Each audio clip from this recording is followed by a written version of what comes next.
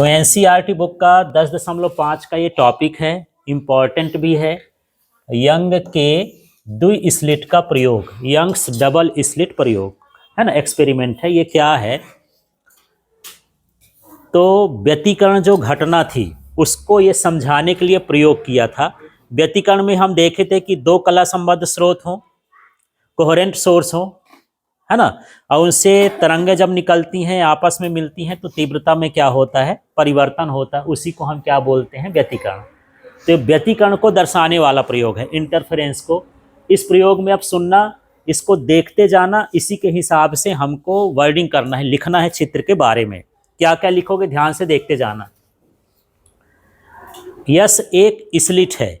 Slit का मतलब होता है कि यदि मेरे पास एक कागज है और उस कागज में मैं छोटा सा ऐसा छेद कर दूं जो बिल्कुल पिन जैसा हो, पिन के होल जैसा हो ना, जैसे कागज है, अब मैं इसमें छेद कर दूं, ये बिल्कुल छोटा सा, इसको पिन होल भी बोला जाता है। इसी को क्या बोलते हैं, स्लिट।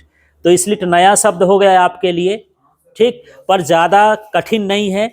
छोटा सा जो ये छेद है पिन जैसा, उसी को क्या बोलते हैं, स्लिट। स्लिट समझ में आ गया। तो यहाँ पर मान के चलिए कि उसने एक पुट्ठा ले लिया है, कागज का टुकड़ा ले लिया है, या कोई भी ऐसा चीज ले लिया है जिसमें छोटा सा भर क्या है, छेद है, और उसके पीछे लिख दिया है एक वर्णी प्रकाश स्रोत। ये क्या है, एक वर्णी प्रकाश स्रोत। अभी मैं लिख देता हूं क्योंकि आप शब्द बनाओगे तो थोड़ा सा आसान हो जाएगा।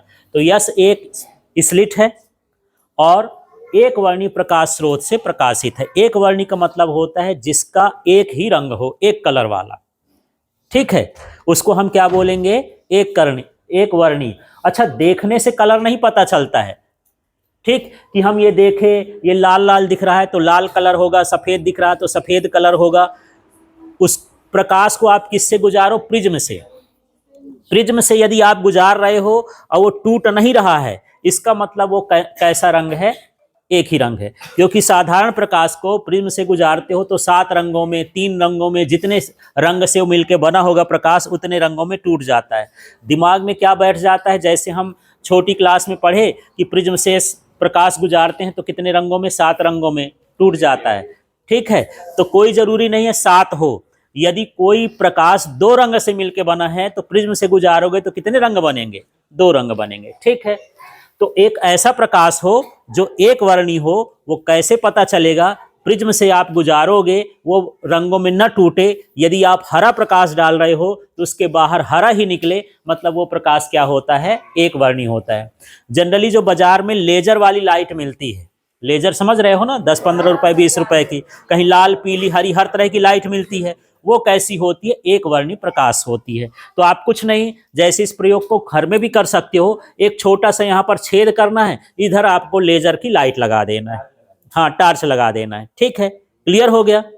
अब इसके सामने आपको दूसरा पुट्ठा रखना है। थोड़ा सा इसके प्रयोग को दूसरा वाला देखते हैं। ऐसे है, समझ लो, इसमें कितने छेद दिख रहे हैं आपको, ना भी दिखे तो समझ लेना कि मैं यहां पर किया हूं 2 पिन होल। इसमें कितने छेद हैं, 2। तो मैं क्या कर रहा हूं, इसमें एक छेद और इसके पीछे मैं ऐसे रख दिया हूं, पास में ऐसे, ठीक है। इसमें एक छेद है, इसमें कितने छेद हैं, 2 छेद हैं। क्यों मैं ऐसा कर रहा हूं, क्योंकि व्यतिकरण में हम देखे थे कि हमको कितने स्रोत चाहिए, 2। उसमें लिखे थे 2 कला संबद्ध स्रोतों से आने वाली तरंगों के अध्यारोपण से तीव्रता में परिवर्तन होता है। तो कितनी तरंगें चाहिए, 2। तो इसी तरह से जैसे मैं आवाज के लिए बोला था कि यदि ये है तो इसी के सामने 2 पाइप लगा लो तो एक स्रोत ये कहलाएगा, एक स्रोत ये कहलाएगा। तो लाइट के सामने पाइप न लगा के उसके सामने एक पुट्ठा ले लिए, उसमें 2 छेद कर लिए, तो इस छेद का नाम है स्लिट। इसलिए इस प्रयोग का नाम है द्वि स्लिट, क्योंकि इसमें कितने स्लिट हो गए, 2 स्लिट हो गए। तो S1 S2 2 स्लिट हैं, इनके बीच की दूरी क्या है, D है। अब यहां से इस छेद से प्रकाश निकला, इस छेद से भी निकलेगा प्रकाश, और बाहर जाके किसी एक पर्दे पर टकराएगा। अब बात हो गई पर्दा या स्क्रीन होता क्या है। तो जहां भी प्रकाश टकराता है वही क्या कहलाता है, पर्दा कहलाता है। अभी मेरा चेहरा आप देख रहे हो, चेहरे में प्रकाश पड़ रहा है तो चेहरा भी क्या है, एक पर्दा है। यहां पर फर्श भी एक पर्दा है। जहां भी प्रकाश टकरा रहा है वो सारा कुछ क्या है, पर्दा है। हाँ समझ में आ गया। तो यहां से लाइट निकली, इसके सामने एक क्या रख दो आप, पर्दा रख दो कुछ दूरी पर, तो पर्दे की दूरी क्या हो गई, स्क्रीन की दूरी क्या हो गई, d हो गई। अब जब इस पर्दे में हम देखते हैं तो इसमें पट्टियां बनती हैं, जैसे आप ये दरी में देख रहे हो काली और लाल पट्टी देख रहे हो, ऐसे ही इस पर्दे पर क्या दिखाई देती हैं, पट्टी, जो ये बताती हैं कि इसमें व्यतिकरण हो रहा है। व्यतिकरण कितने तरह का हम पढ़े थे, 2 तरह का, विनाशी और संपोषी। कुछ भाग में विनाशी व्यतिकरण होता है तो वो भाग काला हो जाता है, और कुछ भाग में संपोषी व्यतिकरण हो जाता है, वो भाग क्या हो जाता है, चमकीला। तो इसमें पट्टियां बन जाती हैं, माने जो पट्टियां चमकीली होती हैं उसको क्या बोलते हैं, दीप्त। फ्रिंज माने पट्टी, फ्रिंज का हिंदी अर्थ क्या है, पट्टी, है ना। तो यहाँ पर जो चमकीली पट्टी बनती है उसको हम क्या बोलते हैं, दीप्त, और जो काली पट्टी बनती है उसको हम क्या बोलते हैं, अदीप्त। जो बीचों बीच बनती है, इसके सीध में बनती है, उसको हम क्या बोलते हैं, केंद्रीय दीप्त फ्रिंज। इस तरह की पट्टियां दिखाई देती हैं, तो इससे पता चलता है कि इसमें क्या हो रहा है, व्यतिकरण हो रहा है। और व्यतिकरण किस तरह का हो रहा है, विनाशी और संपोषी। तो चलिए अब आप लोग को थोड़ा सा बताना है, एस क्या है यार, गलत बोल दिए, एस क्या है, स्लिट है। एस क्या है, स्लिट है, जो एक वर्णी प्रकाश स्रोत से प्रकाशित है। स्लिट का मतलब छेद है, एस क्या है, एक तरह का स्लिट। तो यहां से चालू करना है, देखना। अब आप शब्द बनाओगे, इसके नीचे लिखोगे एस एक स्लिट है। एस क्या है, एक स्लिट है जो एक वर्णी प्रकाश स्रोत से प्रकाशित। क्लियर हो गया, हाँ। इससे समान दूरी पर, इससे समान दूरी पर 2 स्लिट S1 और S2 है, जिनके बीच की दूरी d है। ठीक है, यहां पर पहुंच गए। इससे कैपिटल D दूरी पर एक पर्दा है, पर्दे पर O जो है केंद्रीय दीप्त फ्रिंज है। इससे X दूरी पर कोई बिंदु P है, जहां पर हमको फ्रिंज की स्थिति ज्ञात करना है। ठीक है, चलिए चालू करते हैं फिर से। आप अब यहां से ध्यान से देखना क्या क्या। यस, एक स्लिट है जो एक वर्णी प्रकाश स्रोत से प्रकाशित है। ये लाइन क्लियर हो गई। इसके पास समान दूरी पर 2 स्लिट S1 और S2 हैं, इनके बीच की दूरी d है। इससे कैपिटल D दूरी पर एक पर्दा है, पर्दे में O केंद्रीय दीप्त फ्रिंज है। इससे X दूरी पर कोई बिंदु P है, जहां फ्रिंज की स्थिति ज्ञात करना है। ठीक है, इस P बिंदु पर मुझे फ्रिंज की स्थिति ज्ञात करना है कि उस P बिंदु पर सफेद वाला बनेगा कि काला वाला बनेगा, कैसा होगा। अच्छा, आपको यहां पर मैं बताया हूं कि एक काला बनेगा, एक चमकीला बनेगा। तो ये चमकीला किस रंग का होगा, जो रंग यहां पर डालोगे। यदि आप हरा रंग डाल रहे हो तो यहां पर कौन सा पट्टी बनेगा, हरा। यदि यहां पर लाल रंग डालोगे तो लाल काला, इस तरह से बनेगा। पीला रखोगे तो पीला काला, ऐसे बनेगा। ठीक है, जहां रंग वाला बनेगा वो संपोषी व्यतिकरण बताएगा, कंस्ट्रक्टिव वाला, और जो काला वाला है वो क्या बताएगा, डिस्ट्रक्टिव वाला। ठीक, इतना लिखने के बाद देखो आप, दीप्त फ्रिंज की स्थिति कहां होगी, माने चमकीली पट्टी कहां बनेगी, हमको पता लगाना है ना। तो इसके लिए क्या है कि जब पथांतर n लैम्डा हो, है ना। पथांतर का मतलब देखो, ये लाइन एक बड़ी आपको दिख रही है, ये छोटी दिख रही है, नीचे वाली क्या दिख रही है, बड़ी दिख रही है। ठीक है ना। तो इसके रास्ते का जो अंतर, जैसे मान लो ये 5 मीटर वाला लाइन हो, 5 सेंटीमीटर, और ये वाली कितनी हो, 6 सेंटीमीटर, तो कितने का अंतर आया, 1 सेंटीमीटर का। तो यही क्या कहलाता, पथांतर, माने तरंगों के जाने का पथ का अंतर है, रास्ते का अंतर है, उसको हम क्या बोलते हैं, पथांतर। तो यदि पथांतर कितना हो, n लैम्डा हो, हम संपोषी व्यतिकरण में पढ़े थे कि जो पथांतर है λ/2 का समगुणक होना चाहिए। तो यदि हम यहाँ पर λ/2 रखेंगे, यहाँ 2n रखेंगे तो कट जाएगा।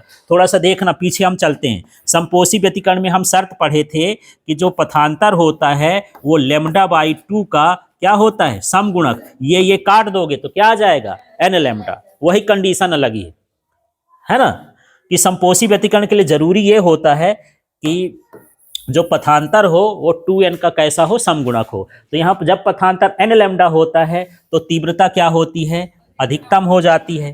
तीव्रता क्या हो जाएगी, अधिकतम। ठीक है। और जब तीव्रता अधिकतम होती है तभी हमको कौन सी फ्रिंज मिलेगी? दीप्त, चमकीली वाली फ्रिंज मिलेगी, पट्टी।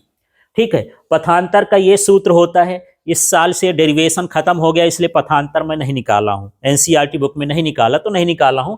पथांतर का ये डायरेक्ट सूत्र लिखा है, एक्स डी अपॉन डी होता है। ये किसका सूत्र हो गया? ये लिखा ना, पथांतर बराबर एन लैम्डा। तो पथांतर का मान क्या है? एक्स डी अपॉन डी, और एन लैम्डा तो लिखा ही है। इसमें से आपको एक्स निकालना है, तो इसका पक्षांतर सब कर दो तो एक्स बराबर क्या हो जाएगा? N lambda upon D. मतलब आपको एन का मान पता हो, लैम्डा का मान पता हो, डी का मान पता हो, इस डी का मान पता हो, तो आप फ्रिंज की स्थिति का पता लगा सकते हो। एन का मतलब किस नंबर की? इससे 1 नंबर, 2 नंबर, 3 नंबर, है ना। तो एन माने क्या हो गया? फ्रिंज का नंबर। और जो लैम्डा है, तो ये जो प्रकाश दे रहे हो उसकी तरंग दैर्ध्य कितनी है। और ये जो कैपिटल डी है, पर्दे की कितनी दूरी पर रखे हो पर्दे को। और जो स्मॉल डी है, ये स्लिटों के बीच की दूरी है। तो हमको यहाँ तो हम ही बनाए हैं, खुद ही नाप लेंगे। ये भी हम ही बनाए हैं, ये भी खुद नाप लेंगे। यहाँ पर तरंग दैर्ध्य जनरली हमको पता ही रहता है, तो ये सारी कुछ पता रहेंगी। और पट्टियां हम यहीं से गिन लेंगे कि हाँ चौथी पट्टी कितने दूर पर बनेगी, उससे हम निकाल लेंगे। तो ये इसकी स्थिति हो जाएगी। ठीक है। इसी तरह से हमको निकालना है अदीप्त, डार्क फ्रिंज की स्थिति, है ना। तो डार्क फ्रिंज में पूरा मैं वही लिखा हूं, नीचे कुछ खाली खाली स्थान छोड़ दिया हूं। तो क्या लिखोगे? जब पथांतर n+1/2 लैम्डा, हम लिखाए थे विनाशी व्यतिकरण में जो पथांतर होता है वो लैम्डा पाई 2 का विषम गुणक होता है। तो ये विषम संख्या के लिए 2n/ ये हो जाएगा, वही आ जाएगा। ठीक है। तो इसका क्या होता है? तो तीव्रता क्या हो जाएगी? न्यूनतम, माने विनाशी व्यतिकरण होगा। न्यूनतम होगा तो हमको कौन सा फ्रिंज मिलेगा? अदीप्त फ्रिंज मिलेगा, डार्क पट्टियां मिलेंगी, है ना। तो यदि मुझे ये काली काली पट्टियों का पता लगाना है तो काली काली पट्टियों का पता लगाने के लिए इस कंडीशन में आएंगे। तो यहाँ पथांतर का सूत्र क्या है? एक्स डी अपॉन डी, और इसका मान कितना होना चाहिए? n+1/2 lambda. इसमें भी आपको x निकालना है, तो इस d को उधर भेज दो, है ना, लैम्डा डी हो जाएगा ना ये। और ये स्मॉल डी को कहाँ भेज दोगे? नीचे। ये स्थिति आ जाती है। ठीक है। तो इससे हमको दीप्त फ्रिंज की और अदीप्त फ्रिंज की क्या पता चल जाएगी? स्थिति पता चल जाएगी। चलिए थोड़ा सा एक एक नंबर में अलग से आ जाता है कि फ्रिंज की चौड़ाई क्या है। दो क्रमागत फ्रिंजों के बीच की दूरी, जैसे मान लो एक पट्टी ये है, इसी के आगे की पट्टी ये है, इसके बीच में ये जो गैप है यही क्या कहलाएगा? फ्रिंज की चौड़ाई, है ना। तो देखो क्रमागत माने उसी के आगे की। जैसे मैं बोलूं कि 4 के बाद 8 आया, 8 के बाद 16 आया, 16 के बाद जो है 24 आया, तो इन दोनों के बीच में कितना गैप है? तो कितने का गैप है? 8-8 का। ठीक है। इसी तरह से यहां पर भी है कि ये दोनों के बीच का जो गैप है वही क्या कहलाएगा? फ्रिंज की चौड़ाई। पट्टियां तो बनती हैं पर कितनी चौड़ी बनेंगी, है ना, उसको हम क्या बोलेंगे? फ्रिंज की चौड़ाई। तो चलो परिभाषा करते हैं। क्रमागत फ्रिंजों के बीच की दूरी, सीधा सा क्या? क्रमागत फ्रिंजों के बीच की दूरी को क्या बोलते हैं? फ्रिंज की चौड़ाई। कभी कभी खाली स्थान में भरने के लिए आता है तो आपको केवल फ्रिंज की चौड़ाई भर देना है ना।